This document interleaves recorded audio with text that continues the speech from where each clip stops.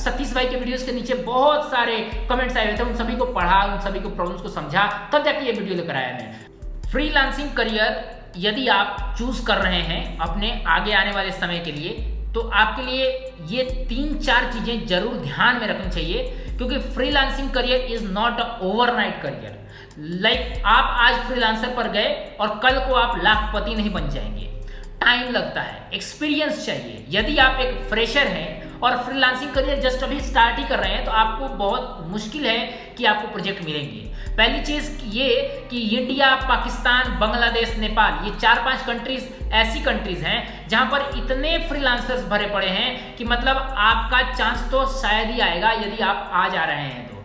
But ये है कि यदि आ गए हैं तो चांस मिलेगा जरूर, लेकिन उसके लिए आपको कुछ चीजें करनी पड़ती हैं। आपको शुरू में क्या करना है कि आपको बिडिंग जो करते हैं अपन फ्रीलांसर पे, तो सस्ती बिडिंग करनी है। मतलब आप पहले ही दिन में मुनाफा कमाने के बारे में मत सोचिए, पहले आपको प्रोफाइल क्रिएट करना है, अपना अस्तित्व बनाना है। आप खुद सोचिए कि आपने कोई टफरी स्टार्ट की और आपसे पहले किसी ने कोई टफरी खोल के बैठा हुआ है, तो जब लोग आते हैं मार्केट में तो सबसे पहले आपके पास नहीं आएंगे, पहले उसके पास जाएंगे। जब उसके पास भीड़ होगी तब शायद आपको मौका मिलेगा। यदि उसके पास भीड़ नहीं होगी तो आपसे पहले वो उसके पास जाएगा, क्योंकि आपका अभी तो कस्टमर रिव्यूज ही नहीं दिख रहा है, राइट। freelancer.com पे कोई आपको पहचानता नहीं है, कोई आपको जानता नहीं है, अभी अभी आप आए हैं, तो लोग ये सोचते हैं कि यार कहीं मेरा पैसा ना फंस जाए इस फ्रेशर को देखिए। इसलिए आपको क्या करना है, पहले सस्ते काम करने हैं, रिव्यूज लेने हैं कस्टमर से। सस्ते काम कहने का मतलब मैं कभी भी ये नहीं कहता हूँ कि लोग अपना सस्ता काम करिए। सस्ता काम शुरू में 2-3 करना है ताकि आप अपना प्रोफाइल क्रिएट कर सकें। यदि आपके अंदर वो हंच है, यदि आपके अंदर वो क्वालिटी है, तो आप मत कीजिए फ्रीलांसर पे काम। मैंने तो आज तक पिछले 7 सालों में मैं आपको बता रहा हूँ, आज तक freelancer.com से $1 नहीं कमाया मैंने। अगर जाता तो शायद कमा लेता, लेकिन मेरे को कभी मौका नहीं मिला, मैं गया ही नहीं, मेरे को जरूरत ही नहीं पड़ी। मैं ऑफलाइन मार्केट में इतना एंगेज हूँ और मेरे पास इतने ऑर्डर्स हैं कि मेरे को जरूरत ही नहीं है फ्रीलांसर पे जाने की। बहरहाल आप यदि फ्रीलांसर पे हैं तो ठीक है, आप पहले अपना प्रोफाइल बनाइए। प्रोफाइल बनाने के बाद आप बिडिंग कीजिए, बिडिंग करते रहिए। अपना जो एल्गोरिदम है आपका यही है कि बिडिंग करते रहिए, लोगों की नज़रों में आइए। उसके बाद जब आपको एक प्रोजेक्ट मिले तो उसको कम दर में कीजिए, ठीक है। कम दर में करने के बाद क्लाइंट को वो प्रोजेक्ट दीजिए और उसके बाद उससे रिव्यूज लीजिए।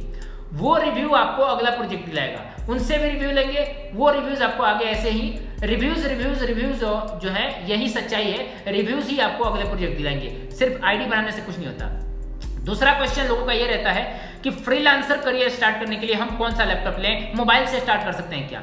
आप सोचिए कि अगर किसी का कोई प्रॉब्लम है और आपने उसको सॉल्यूशन दे दिया, तो उसको घंटा ही फर्क पड़ता है क्या कि आपने मोबाइल से करके दिया कि लैपटॉप से करके दिया? तो आप मोबाइल से करिए या लैपटॉप से करिए, कोई फर्क नहीं पड़ता है। बट जो उसकी प्रॉब्लम है उसका सॉल्यूशन करेक्ट होना चाहिए। उसको प्रॉब्लम का जो पेमेंट दे रहा है उसके पेमेंट का वैल्यू उसको मिलना चाहिए। आप मोबाइल से करें या लैपटॉप से करें, इससे कोई फर्क नहीं पड़ता है। अब क्वेश्चन मन में ये रहती है कि मोबाइल से कर सकते हैं, तो मैं ये कहना चाहूंगा कि मोबाइल से पॉसिबल नहीं है। अगर आप कॉर्पोरेट सेक्टर में जा रहे हैं तो मोबाइल से पॉसिबल बिल्कुल नहीं है। किसी क्लाइंट को आप मोबाइल से कैसे करके देंगे? कंटेंट लिखना है, मान के चलिए आपने कॉपी पर लिख लिया कंटेंट, ठीक है, कॉपी पर आपने कंटेंट लिख लिया, हाँ, उसको टाइप कर सकते हैं। यदि इतना मेहनत कर सकते हैं तो कीजिए। अब उसके लिए भी आप एक चीज और स्किप कर सकते हैं, इसको टाइप ना करके आप गूगल में जो ये आता है यहाँ पर कैमरा, इससे आप उसको टेक्स्ट को इसको क्लिक करके स्कैन कर सकते हैं। जो आपने लिखा है हाथों से उसको स्कैन करेंगे तो वो अपने आप उसमें आ जाता है। फिर उसको आप कॉपी करके व्हाट्सएप पे या फिर कहीं वर्ड वगैरह में जाके पेस्ट कर दीजिए। इसमें होता है ना गूगल शीट के इस्तेमाल से उसको जाके वहाँ पर पेस्ट कर दीजिए या गूगल डॉक्स में जाके पेस्ट कर दीजिए और तब उसको जो है एक बार रीचेक कीजिए, फिर मॉडिफाई करके उसको आप पेस्ट कर दीजिए वहाँ पर जहाँ freelancer.com पे भेजना है। जैसे उसको PDF बना के भेजना है, जैसे भेजना है। थोड़ा इसमें मेहनत है, मतलब आप समझिए कि आप फालतू का इतना माथापच्ची कर रहे हैं। आप मोबाइल कितने का खरीदते हैं? 10,000, 12,000, 15,000 का मोबाइल तो खरीदते ही होंगे। उससे कम में अगर आप मोबाइल चला रहे हैं तो उससे कम में तो पॉसिबल ही नहीं है। मान के चलिए कि अगर आप 15,000 का मोबाइल यूज कर रहे हैं तो इतना तो एफोर्ड कर सकते हैं कि 6,000 का लैपटॉप ले ले मार्केट से। 6,000 में लैपटॉप मिल जाता है, गारंटी के साथ कह रहा हूँ। यहाँ पर बनाने नहीं आया हूँ, मैं ये वीडियो बना रहा हूँ, इसके पीछे मैं मेहनत कर रहा हूँ, एडिट करके अपलोड कर रहा हूँ, आपको बेवकूफ़ नहीं बना रहा हूँ। 6,000 में लैपटॉप मिल जाता है। मैंने खुद ने भी 6,000 में एक लैपटॉप खरीदा था, टाइम हो गया थोड़ा, 3-4 महीने पहले। बट 6000 में लैपटॉप आपको मिल जाएगा। ऑफलाइन मार्केट में जाइए, जो लोग इंपोर्टेड लैपटॉप बेचते हैं 6 से 7000 के बीच में बिल्कुल मिल जाएगा, ये गारंटीड है। नहीं मिले तो आके यहाँ पर घर आइएगा, ठीक है ना। 6 से 7000 में आपको लैपटॉप मिलेगा। लैपटॉप नहीं मिलेगा, आप क्रोम बुक मिल जाएगा आपको, ठीक है। क्रोम बुक आपको 6 से 7000 के अंदर मिल जाएगा। क्रोम बुक में आप आराम से कोई भी चीज कर सकते हैं, गूगल शीट पर, गूगल डॉक्स पे, मतलब गूगल से रिलेटेड सारी चीजें कर सकते हैं। फ्रीलांसर का एप्लीकेशन भी यूज कर सकते हैं। एंड्रॉइड एप्लीकेशन से थोड़ा सा, जो एंड्रॉइड टैबलेट होता है उससे थोड़ा सा ऊपर होता है क्रोम बुक, और लैपटॉप से नीचे होता है, ठीक है। लैपटॉप और एंड्रॉइड टैबलेट के बीच में आता है क्रोम बुक। तो क्रोम बुक 6 से 7000 के बजट में मिल जाएगा, खरीद लीजिए और आज ही खरीदिए। ओवर थिंकिंग में मत जाइए कि कल करूंगा, परसों करूंगा, चौथ करूंगा। आज ही खरीदिए उसको और आज से काम स्टार्ट कीजिए, ठीक है ना। मनगढ़ंत बातें करेंगे तो कभी नहीं स्टार्ट कर पाएंगे, ठीक। तीसरी प्रॉब्लम लोगों की ये आती है कि अगर कंटेंट राइटिंग हम स्टार्ट कर रहे हैं तो कंटेंट राइटिंग के लिए हमें क्या करना चाहिए, प्रोफेशनली कैसे लिखें, कौन सा टूल इस्तेमाल करें।